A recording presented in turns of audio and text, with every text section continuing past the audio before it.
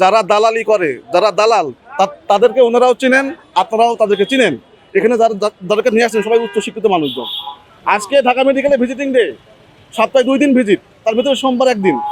আজকে visiting day, আজকে তো কোম্পানি কন্ট্রাক্টর তো কাজ করবেই। শোনেন, হয়তো অনেকের কাছে আইডি কার্ড নাই, কিন্তু সবার কাছে ভিজিটিং কার্ড আছে, এটা নিশ্চিত। কিন্তু আমরা যারা ফার্মাসিউটিক্যাল পেশায় আছি, আমরা বেশিরভাগ ক্ষেত্রে সব জায়গাতে আমাদের ভিজিটিং কার্ডটা ইউজ করি। ঠিক আছে, আমাদের ভিজিটিং কার্ডে আমাদের কোম্পানির অ্যাড্রেস, আমার অ্যাড্রেস সম্পূর্ণভাবে উল্লেখ করা থাকে। আমি সামাজিকভাবে, মানসিকভাবে, আমার চাকরিগত যে আমার পেশাগত জীবন, সব দিক থেকে তো আমি এটা হয়রানির মুখোমুখি হচ্ছি না। এখানে তো কেউ তো কোনো অপরাধ করে না, সবাই তো ইনোসেন্ট। শোনেন, যারা দালালি করে, যারা দালাল, তাদেরকে ওনারাও চিনেন, আপনারাও তাদেরকে চিনেন।